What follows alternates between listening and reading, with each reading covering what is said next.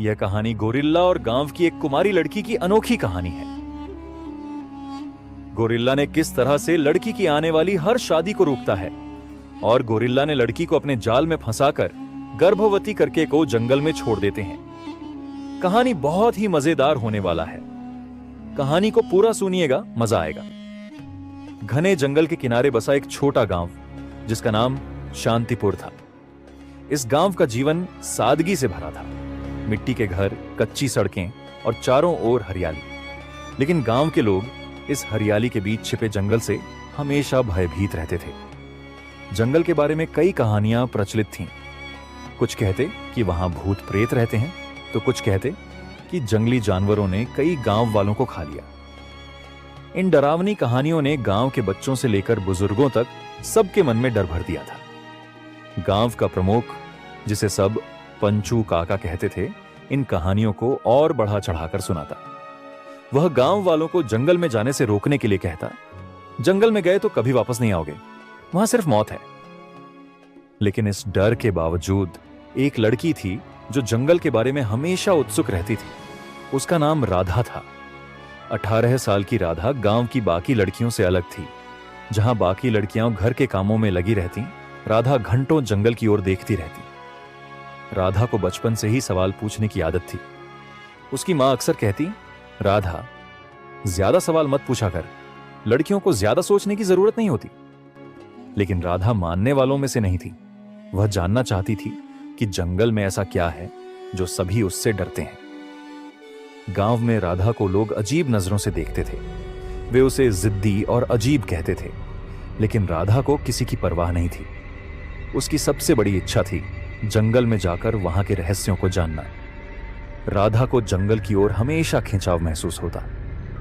सुबह जब सूरज की पहली किरणें जंगल पर पड़ती तो वह उसे घंटों निहारती। रात में जब जंगल से अजीब अजीब आवाजें आती तो राधा खिड़की से बाहर देखती और सोचती, क्या ये आवाजें जानवरों की हैं या कुछ और। वह अक्सर अपनी सबसे अच्छी दोस्त मीना से कहती, तू देखना, एक दिन मैं उस जंगल में जाऊंगी। मीना डर कर कहती, पागल मत बन राधा, पंचू काका ने कहा है कि वहां भूत रहते हैं। राधा मुस्कुराती और जवाब देती, भूत वूत कुछ नहीं होते, ये सब डराने के लिए कहानियां हैं। एक दिन गांव में सभा हुई। पंचू काका ने घोषणा की, हमारे गांव की शांति तभी बनी रह सकती है जब हम जंगल से दूर रहें। किसी को भी वहां जाने की इजाजत नहीं है। राधा ने साहस जुटाकर कहा, लेकिन हमें यह कैसे पता चलेगा कि जंगल सच में खतरनाक है या नहीं जब तक हम वहां नहीं जाते। गांव वाले हैरानी से उसकी तरफ देखने लगे। एक बुजुर्ग ने कहा, लड़की, ये बड़े बुजुर्गों की बात है, हमें चुनौती मत दो। राधा चुप हो गई, लेकिन उसने तय कर लिया था कि वह जंगल में जरूर जाएगी। पिछली रात राधा ने अपने घर की खिड़की से जंगल की ओर देखा। चांदनी रात थी और जंगल के पेड़ों की परछाइयां रहस्यमयी लग रही थीं। राधा ने तय कर लिया कि अब और इंतजार नहीं। वह अगली सुबह जंगल जाएगी। सुबह जल्दी उठकर उसने अपनी छोटी सी टोकरी में रोटी, पानी और कुछ जड़ी बूटियां रखी। उसकी मां ने पूछा, इतनी सुबह कहां जा रही है? राधा ने झूठ बोलते हुए कहा, मीना के साथ खेतों पर जा रही हूं। मां ने संदेह भरी नजरों से देखा, लेकिन कुछ नहीं कहा। राधा ने धीरे धीरे गांव की सीमा पार की और जंगल की ओर बढ़ने लगी। उसके दिल में डर और उत्साह दोनों थे। जंगल में कदम रखते ही राधा को एक अजीब सी गंध महसूस हुई। यह गंध गीली मिट्टी और पत्तों की थी। चारों तरफ ऊंचे ऊंचे पेड़ थे जिनकी शाखाएं आपस में इतनी गुथी हुई थीं कि सूरज की रोशनी भी मुश्किल से अंदर आ पा रही थी। राधा ने धीरे धीरे चलना शुरू किया। हर कदम पर उसे कुछ नया दिखता। कहीं कोई रंगीन पक्षी गा रहा था तो कहीं झाड़ियों में कुछ सरसराहट हो रही थी। कितना सुंदर है यह जंगल, उसने मन ही मन कहा। लेकिन जैसे जैसे वह आगे बढ़ती गई, जंगल और घना होता गया। उसे महसूस हुआ कि यह सुंदरता के साथ साथ थोड़ा डरावना भी है। हर आवाज अब उसे और चौकन्ना कर रही थी। चलते चलते राधा ने देखा कि वह गांव से काफी दूर आ चुकी है। उसने इधर उधर देखा और सोचा, अब वापस लौटने का कोई रास्ता नहीं है, मुझे आगे ही बढ़ना होगा। तभी झाड़ियों से अचानक कुछ तेज आवाजें आईं। राधा रुक गई। उसका दिल जोर से धड़कने लगा। शायद कोई जानवर है, उसने सोचा। वह डर के बावजूद झाड़ियों की ओर बढ़ी। पीछे उसने एक छोटे से हिरण को देखा जो भागने की कोशिश कर रहा था। हिरण को देखकर उसकी जान में जान आई। मैं पागल हो रही हूं, हर चीज को खतरनाक समझ रही हूं, उसने खुद को समझाया।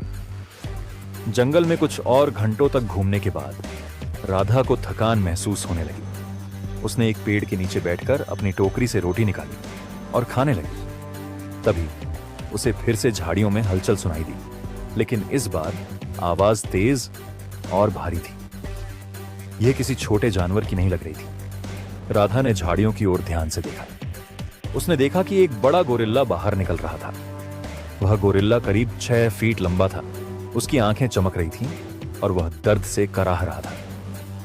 राधा डर से पीछे हट गई। उसने पहली बार इतना बड़ा जानवर देखा था। गोरिल्ला ने भी राधा को देखा। वह कुछ कदम उसकी ओर बढ़ा, लेकिन उसके चेहरे पर मासूमियत थी। राधा ने देखा कि गोरिल्ला के पैर से खून बह रहा था। शायद उसे किसी शिकारी के जाल से चोट लगी थी। गोरिल्ला ने राधा को देखा और धीरे धीरे बैठ गया। वह कराह रहा था, लेकिन उसकी आंखों में ऐसा कुछ था जिसने राधा को डरे हुए होने के बावजूद उसके पास जाने का साहस दिया। राधा ने अपनी टोकरी में रखी जड़ी बूटियों को निकाला और सोचा, शायद मैं इसकी मदद कर सकती हूं। गोरिल्ला ने गुर्राते हुए उसकी तरफ देखा, लेकिन फिर चुप हो गया। उसने राधा को रोकने की कोशिश नहीं की। राधा ने उसके पैर की चोट को साफ किया और जड़ी बूटियों से पट्टी बांध दी। यह काम करते वक्त उसके हाथ कांप रहे थे, लेकिन गोरिल्ला ने उसे चोट नहीं पहुंचाई। राधा ने गोरिल्ला को अपनी बची हुई रोटी दी। गोरिल्ला ने पहले उसे सूंघा, फिर खा लिया। राधा को यह देखकर खुशी हुई कि वह उसे अपना दुश्मन नहीं समझ रहा। तुम सच में डरावने नहीं हो, लोग तुम्हारे बारे में गलत सोचते हैं, राधा ने कहा, मानो गोरिल्ला उसे समझ सकता हो। गोरिल्ला ने उसकी तरफ देखा और धीरे धीरे उसके करीब आ गया। राधा को पहली बार महसूस हुआ कि जंगल का यह विशाल जानवर कितना मासूम और सरल है।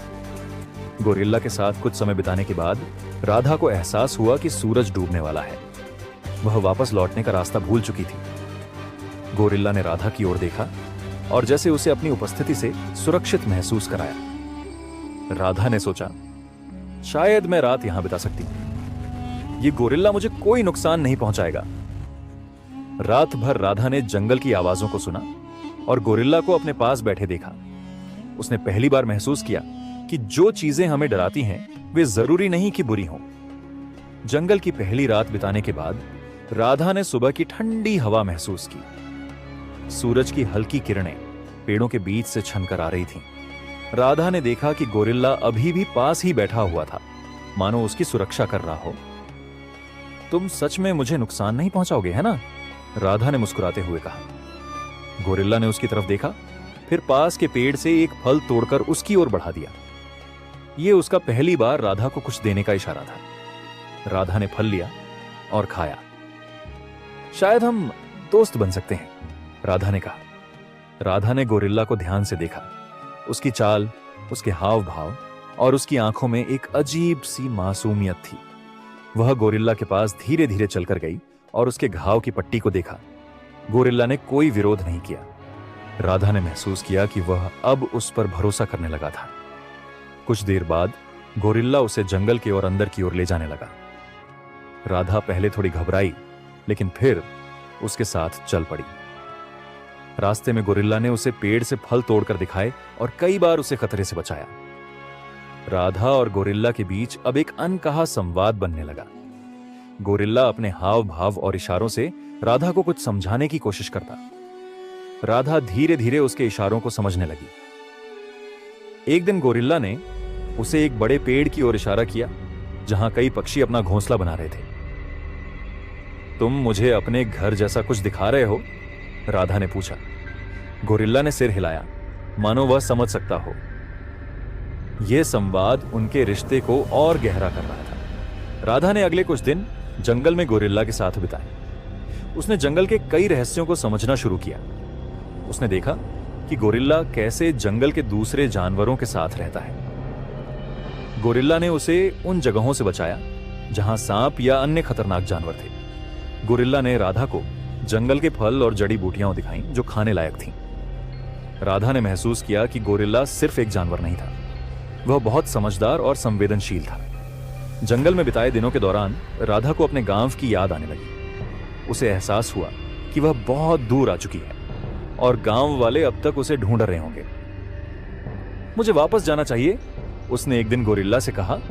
गोरिल्ला ने उसकी ओर देखा जैसे वह उसकी बात समझ रहा हो। राधा ने महसूस किया कि गोरिल्ला उसे रोकना नहीं चाहता, लेकिन वह उसे छोड़ने को तैयार भी नहीं था। राधा ने अगले दिन गांव लौटने का फैसला किया। उसने गोरिल्ला को समझाया, तुम्हें यहीं रहना होगा, गांव के लोग तुम्हें समझ नहीं पाएंगे।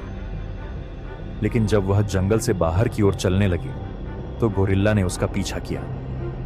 राधा ने गांव की सीमा के पास पहुंचकर गोरिल्ला को रोकने की कोशिश की। तुम्हें यहीं रुकना होगा, अगर गांव वालों ने तुम्हें देखा तो वे डर जाएंगे। गोरिल्ला ने उसकी ओर देखा, मानो वह उसे समझ रहा हो। वह वहीं रुक गया, लेकिन उसकी आंखों में उदासी साफ दिख रही थी। गांव लौटने के बाद राधा का व्यवहार बदल गया। वह अक्सर अकेली जंगल की ओर देखती रहती, किसी से ज्यादा बात नहीं करती। गांव वाले इस बदलाव को नोटिस करने लगे। राधा का दिमाग ठीक नहीं लग रहा, एक बुजुर्ग महिला ने कहा।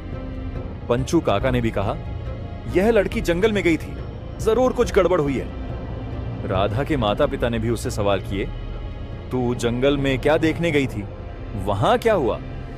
राधा ने बस इतना कहा, कुछ नहीं मां, मैं ठीक हूं। लेकिन उसकी आंखों में छुपा रहस्य हर किसी को खटक रहा था। जंगल में गोरिल्ला भी राधा को याद कर रहा था। वह राधा की गंध को पहचानते हुए धीरे धीरे गांव की सीमा तक पहुंच गया। एक दिन गांव के कुछ बच्चों ने राजा को जंगल के पास देखा और डरकर गांव में आकर बताया, एक बड़ा जानवर जंगल से गांव की ओर आ रहा है। यह सुनकर गांव में अफरा तफरी मच गई। पंचू काका ने तुरंत घोषणा की, यह कोई साधारण जानवर नहीं है, यह जंगल की बला है जो हमारे गांव को नुकसान पहुंचाने आई है। हमें इसे खत्म करना होगा। राधा ने जब गांव वालों की बातें सुनी तो वह डर गई। वह समझ गई कि गांव वाले राजा को मारने की योजना बना रहे हैं। उसने अपने माता पिता से कहा, उन्हें रोकिए, वह जानवर किसी को नुकसान नहीं पहुंचाएगा। मां ने गुस्से में कहा, तू चुप रह, ये बड़े लोगों का काम है, तुझे कुछ नहीं पता।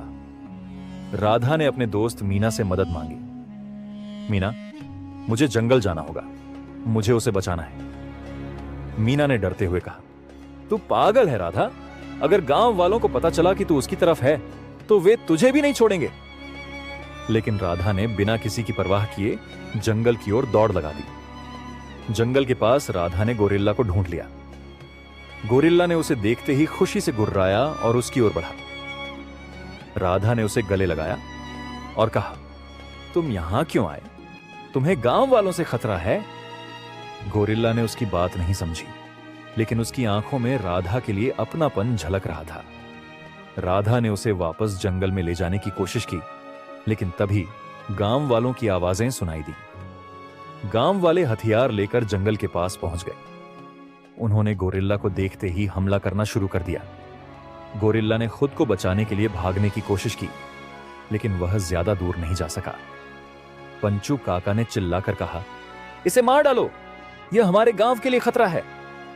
राधा बीच में आ गई और चिल्लाई, रुक जाओ, यह तुम्हें कोई नुकसान नहीं पहुंचाएगा, यह मेरा दोस्त है। गांव वाले हैरान रह गए। पंचू काका ने गुस्से में कहा, तू इस जानवर की तरफदारी कर रही है, यह जंगल की बला है। राधा ने साहस दिखाते हुए कहा, यह कोई बला नहीं है, यह सिर्फ एक जानवर है जो प्यार और देखभाल समझता है। मैंने इसे घायल अवस्था में देखा था और इसकी मदद की थी, यह मुझे कभी नुकसान नहीं पहुंचाएगा। गांव वाले पहले तो राधा की बात मानने को तैयार नहीं थे। उन्होंने गोरिल्ला को घेर लिया, लेकिन गोरिल्ला ने किसी पर हमला नहीं किया। उसकी शांत चाल और राधा के साथ का दृश्य देखकर कुछ गांव वालों ने कहा, शायद यह सचमुच बुरा नहीं है। लेकिन पंचू काका ने अपनी ताकत को चुनौती महसूस की। वह नहीं चाहता था कि गांव वाले राधा की बात सुने। उसने चुपके से अपने आदमियों को इशारा किया और कहा, इसे जंगल से बाहर करो, यह यहां के लिए खतरा है। पंचू काका और उसके आदमी गोरिल्ला पर हमला करने की तैयारी करने लगे। राधा ने यह देखा और गोरिल्ला से कहा, तुम्हें भागना होगा, ये लोग तुम्हें नहीं समझेंगे। गोरिल्ला ने राधा की बात समझते हुए जंगल की ओर दौड़ लगा दी। राधा ने गांव वालों को रोकने की बहुत कोशिश की, लेकिन पंचू काका की जिद के आगे वह हार गई। गोरिल्ला जंगल में भाग गया, लेकिन राधा को छोड़कर जाना उसके लिए आसान नहीं था। राधा ने दूर से उसे जाते हुए देखा और उसकी आंखों से आंसू बहने लगे। उसने मन ही मन सोचा, मैं तुम्हें फिर से देखूंगी, ये वादा है।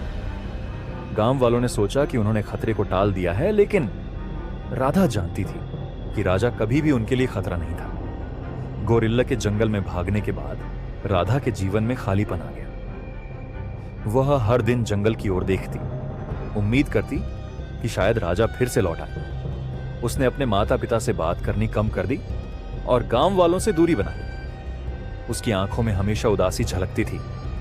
एक दिन मीना ने उससे कहा, राधा, तू ऐसे क्यों रह रही है? वह सिर्फ एक जानवर था, उसे भूल जा। राधा ने धीमे स्वर में कहा, वह सिर्फ जानवर नहीं था, वह मेरा सब कुछ था। उसने मुझे समझा जब किसी ने नहीं समझा। वह गोरिल्ला के साथ मेरा सब कुछ हो गया। उसका बच्चा अब मेरी पेट में है।